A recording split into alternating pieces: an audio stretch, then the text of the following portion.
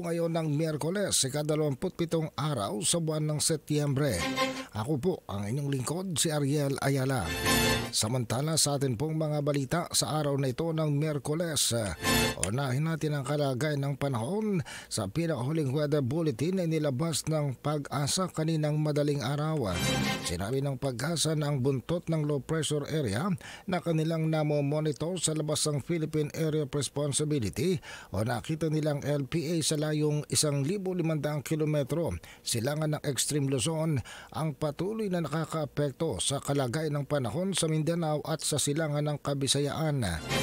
Ayon sa Pag-asa, ang maulap na kalangitan, kalat-kalat na mga pag-ulan ang nararanasan sa lugar na ito dahil sa buntot ng low pressure area.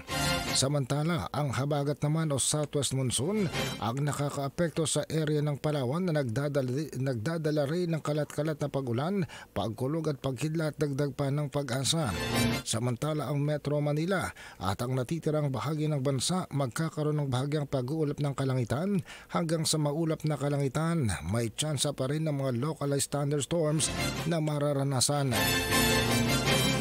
Nagbabala ang Pag-asa na maaaring magkaroon ng mga flash floods at mga landslides sa panahong papatak ang moderate to heavy rain sa mga itinuturing ng mapanganib na lugar.